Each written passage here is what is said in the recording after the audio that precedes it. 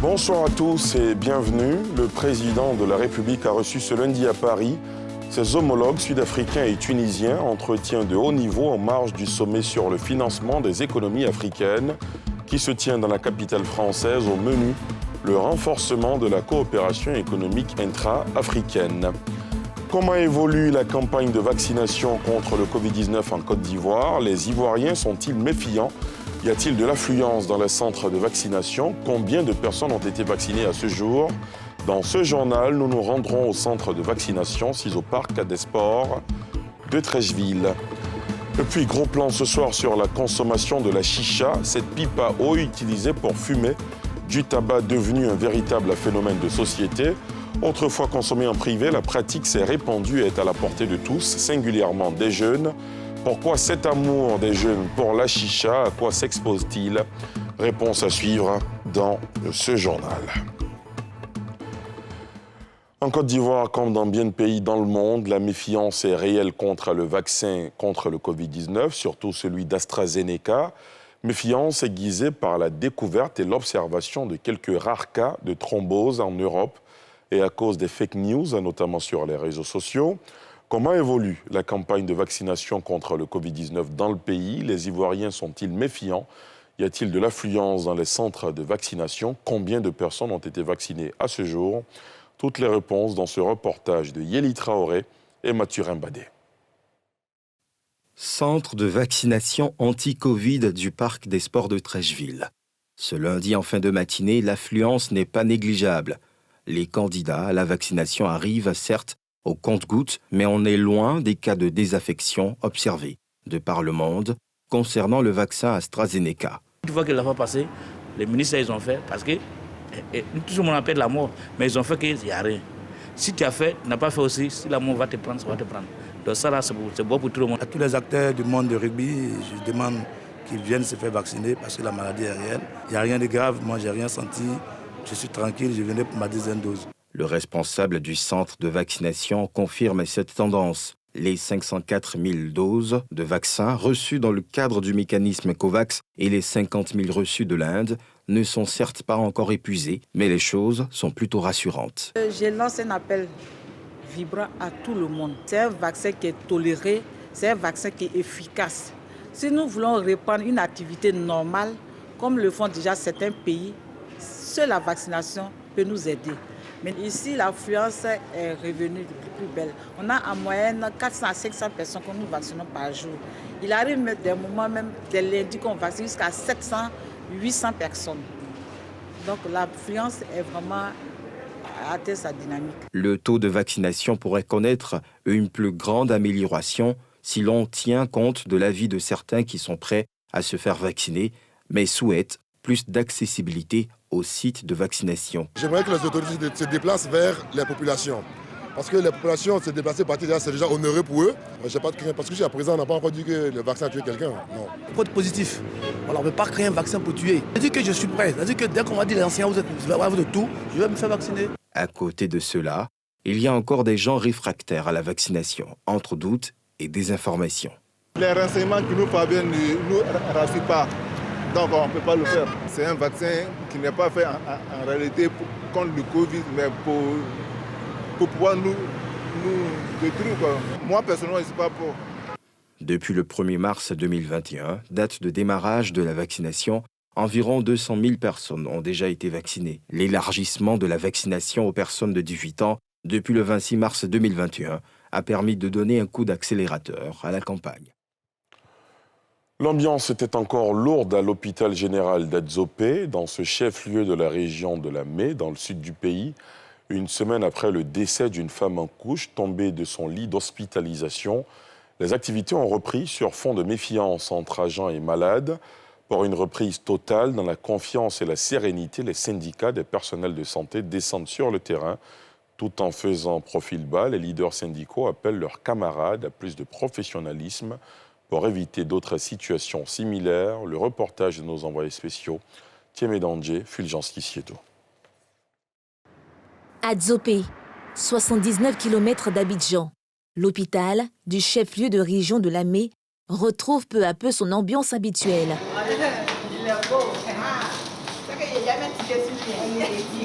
Une semaine après le décès d'une parturiente, le drame avait suscité colère et indignation.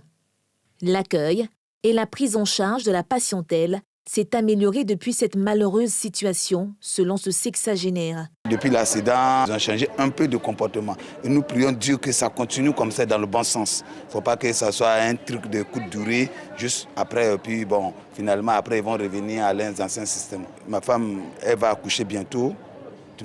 La pression qui est sur moi, d'abord la pression morale, physique et souvent même financière. Et que si on vient te dire que cette femme-là, elle est décédée par négligence, vraiment souvent ça fait très mal. Un sentiment partagé par d'autres proches de malades. Ma femme était tombée malade, c'est pourquoi je l'ai envoyée.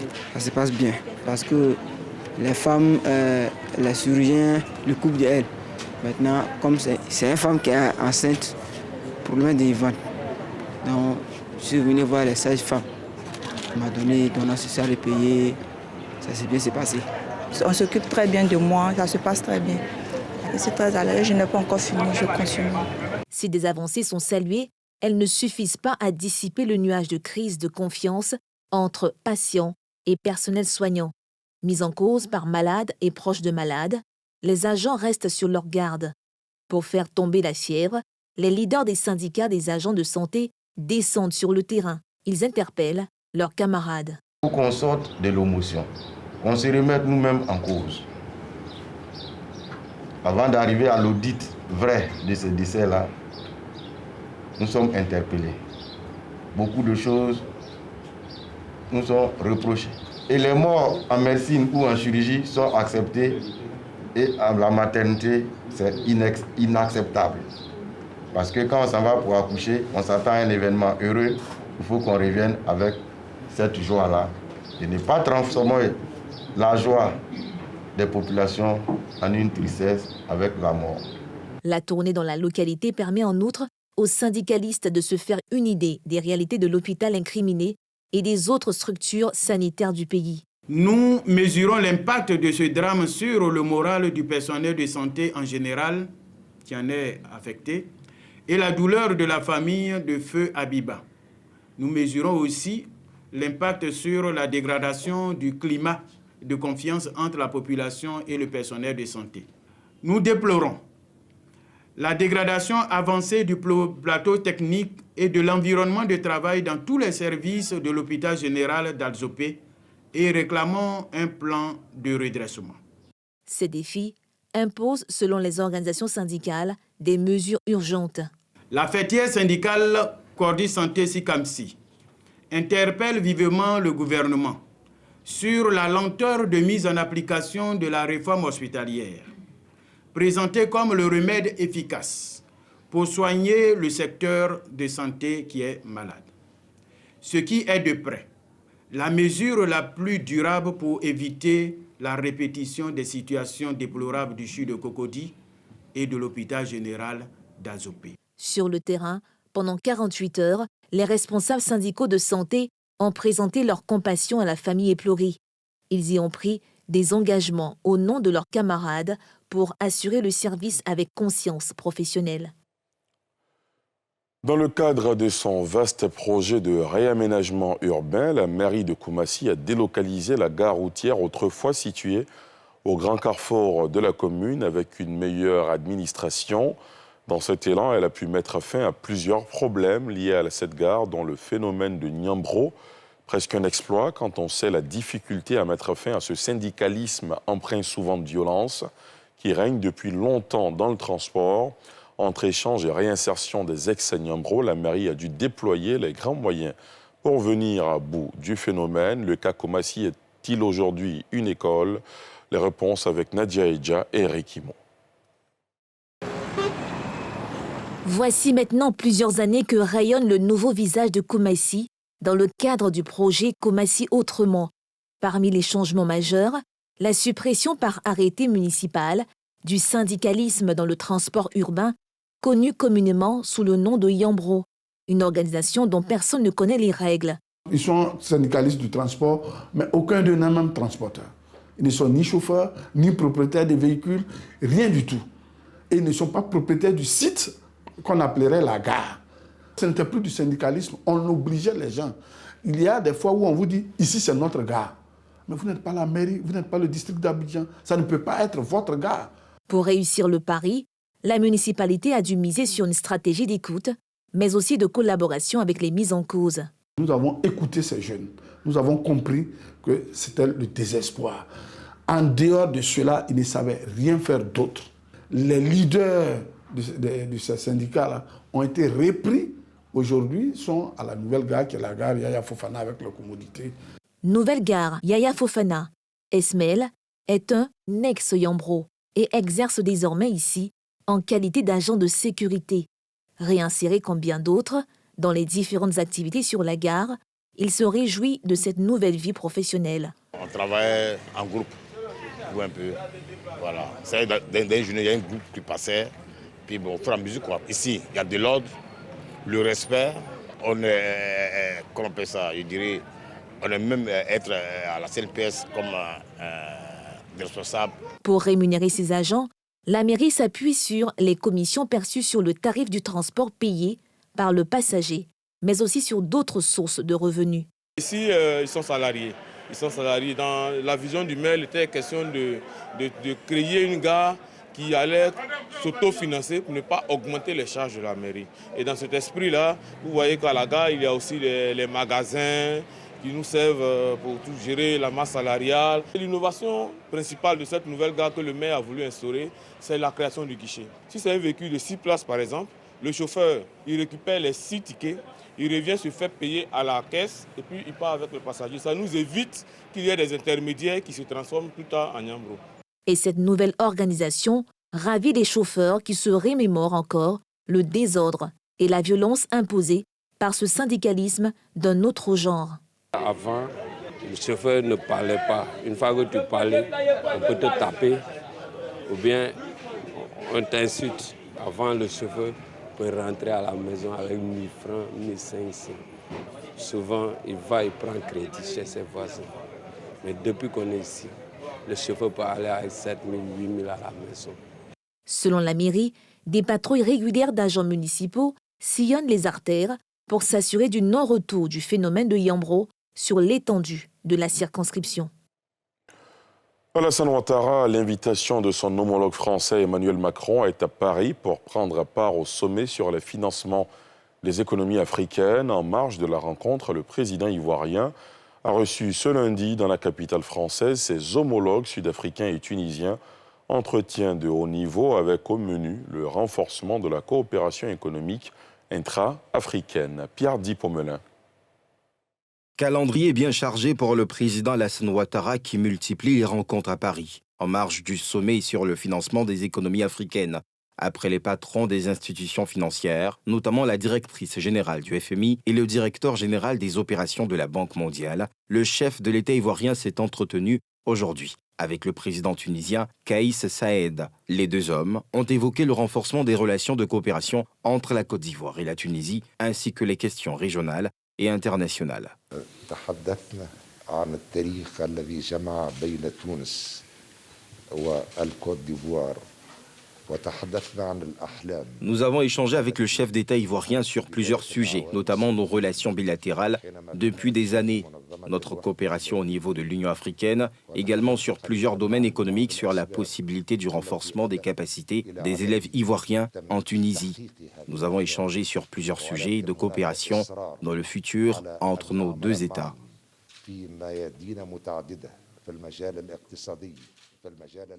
Un autre chef d'État, celui de l'Afrique du Sud, Cyril Ramaphosa, reçu par le président Ouattara qui l'a invité en Côte d'Ivoire pour une visite d'État et appelé les entreprises sud-africaines à saisir les opportunités d'affaires en Côte d'Ivoire. Comme vous savez, l'Afrique du Sud est une grande puissance africaine. J'ai invité le président à nous faire une visite d'État dès qu'il pourra, avant la fin de l'année. Et nous avons indiqué aussi que la Côte d'Ivoire est désireuse de recevoir des entreprises sud-africaines dans les secteurs des infrastructures comme la transformation des matières premières. Il a bien voulu accepter cette suggestion et je vais lui laisser la parole. ce président. It's been a real honor and a pleasure to meet with my elder brother, President Ouattara, and to discuss the relations between South Africa and Côte d'Ivoire. Les relations ont toujours été bonnes entre nos deux pays, entre les deux dirigeants que nous sommes. Nous avons discuté de la possibilité d'élargir et de renforcer nos deux économies et voir comment les entreprises sud-africaines peuvent investir en Côte d'Ivoire. Nous savons que nous avons déjà une entreprise sud-africaine, MTN, qui investit en Côte d'Ivoire et qui connaît le succès. On sait que la Côte d'Ivoire est un bon pays pour investir, où l'environnement est favorable à l'investissement.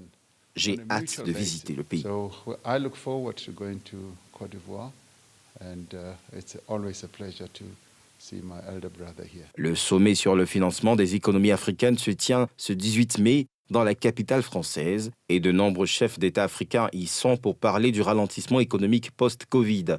Le continent africain enregistre en 25 ans sa première récession et un recul du PIB de 2,1%. Je vous l'annonçais en sommaire ce soir, coup de projecteur sur la consommation de la chicha. Cette pipe à eau est utilisée pour fumer du tabac devenu un véritable phénomène de société. Autrefois consommée en privé, la pratique s'est répandue et est à la portée de tous, singulièrement des jeunes. Ils sont âgés en moins de 16 ans. Ces jeunes filles et garçons consomment la chicha partout où ils en trouvent. Pourquoi cet amour des jeunes pour la chicha? À quoi s'exposent-ils? Un sujet de Brice Niawa et Tanguy Conan. La chicha, pipe à eau permettant de fumer un mélange de tabac et de mélasse aromatisée, est de plus en plus consommée en Côte d'Ivoire, surtout par les jeunes. Terrasses et grains sont les lieux favoris pour ces empoisonnements qui ne sont du reste pas interdits par la loi. Ça va faire pratiquement 4 ans. 4 ans que je fume la chicha. Je ne connaissais pas d'abord la chicha. Voilà, ma première fois de fumer la chicha, j'ai senti un bien. Sincèrement, ça fait digérer. Voilà, ça fait digérer. Quand je consomme l'alcool, c'est sûr que je vais fumer franchement la chicha. Ou avant de manger, voilà, ça donne aussi l'appétit. Oui, il y a des gens qui tombent en cours de la chicha. Oui, ça fait plus de 5 ans que je suis dedans.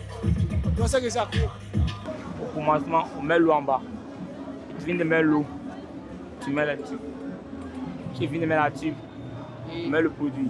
Tu prends la tête de chicha, tu mets le produit dedans. Il y a beaucoup de sortes de produits. Il y a produit love, il y a menthe, il y a Hawaii, il y a pomme aussi.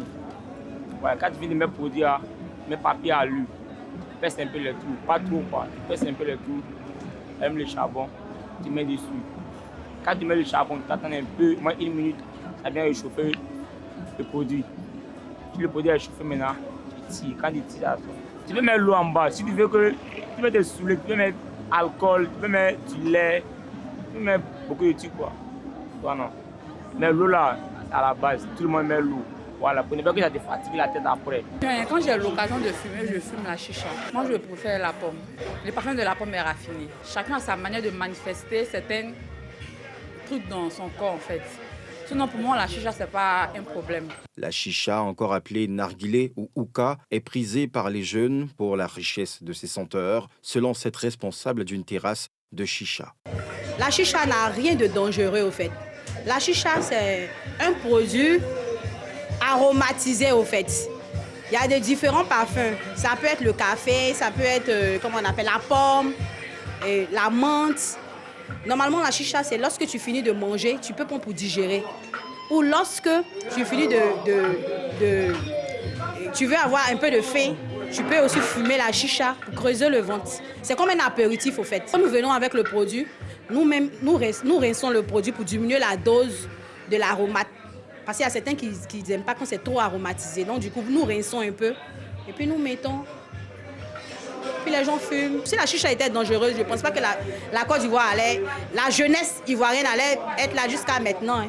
Parce que toute la jeunesse fume la chicha parce qu'il n'y a rien de dangereux dedans. Les prix varient de 2 000, 3 000. Et quand il y a les soirées, exemple, aujourd'hui, comme ça, c'est la nuit du bazin. On a fait la chicha à 5 000 francs parce que c'est la fête. La majorité des fumeurs de chicha, devenus dépendants, n'ont pas conscience des risques qu'ils encourent. La chicha est composée aussi de certains métaux lourds, un peu de nicotine, du goudron, du monoxyde de carbone et des métaux lourds. Oui, c'est aussi dangereux comme la cigarette. C'est dangereux pour les artères surtout. Et il y a des risques aussi de dépendance et de certaines maladies qu'on peut avoir quand on consomme la chicha. Comme c'est des trucs qui se passent de bouche à bouche, comme moi je viens de finir de fumer, je vous donne à vous, il y a des risques de maladies comme l'herpès, comme la tuberculose, comme les mycoses qu'on peut avoir, comme l'hépatite.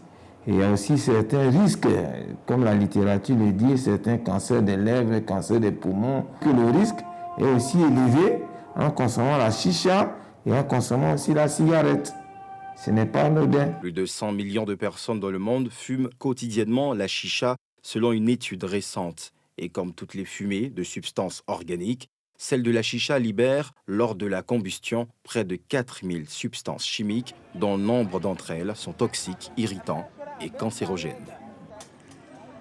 Dans l'actualité sportive, on s'intéresse à la situation de l'Africa Sport National face au bicéphalisme qui rongeait le club. Le comité de normalisation de la Fédération ivoirienne de football a mis en place vendredi un comité de normalisation à la tête de l'équipe. Il est présidé par un homme de médias, Yves Zobo Junior.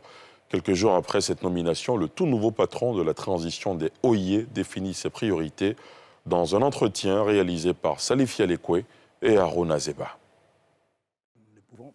Le célèbre animateur Yves Zobo Junior est à la tête du comité de normalisation de l'Africa Sport d'Abidjan, l'un des plus grands clubs de football de la capitale économique ivoirienne, en proie à une crise interne depuis vendredi dernier. Le tout nouveau gestionnaire du mythique club vert et rouge, présidant une équipe de 5 membres qui n'est pas en territoire inconnu, dégage ses priorités. Retoucher les statuts, reconstituer un collège électoral, organiser des élections pour permettre aux futurs candidats de venir avec un projet Africa nouveau, avec la précision que nous pouvons participer à ces élections. Donc c'est vraiment une mission. Nous venons, bras ouverts, nous appelons tout le monde avec leur projet Africa, qu'on distille au collège électoral, on désigne celui qui aurait été le candidat vainqueur, à lui de prendre et de diriger l'Africa Sport. Je ne gère pas les états d'âme, j'aime tout le monde. J'ai grandi, j'ai partagé des tranches de vie avec chaque dirigeant et haut cadre de l'Africa Sport. Donc vraiment pour moi c'est... Et en plus, et ça c'est une spécificité à mettre, nous ne sommes pas rémunérés. Nous le faisons parce que nous estimons que notre club se doit de ne pas aller en deuxième division. Yves Zobo Junior en appelle à plus de sérénité pour un avenir radieux de la légendaire section foot des OIE. Là, je m'adresse aux membres associés. C'est vrai que notre club a souffert, mais quand vous regardez les plus grands clubs de football, la vie n'est pas linéaire, elle est faite de haut et de bas. C'est vrai. On ne peut pas être plus bas que nous le sommes aujourd'hui. Donc on ne pourra qu'aller de l'avant. Membres associés, beaucoup de prières. Joueurs, Africa, c'est le caractère et l'esprit. L'esprit. Une victoire. C'est tout ce que l'on demande. Le reste, on s'en charge. Le prochain président de l'Africa Sport peut être assuré déjà d'avoir un des plus gros partenaires d'assurance africaine. C'est fin avril dernier que le comité de normalisation de la Fédération ivoirienne de football a décidé de mettre l'Africa Sport d'Abidjan sous normalisation pour aider ce club à régler la crise qu'il traverse. Vagba Alexis et Bailly Antoine se disputaient la gestion du club. Les Verts et Rouges sont logés dans le groupe A de la Ligue 1, l'avant-dernière place, avec 9 points, moins 2. Et c'est ici que prend fin ce journal. Merci de l'avoir suivi. Rendez-vous demain à 19h50.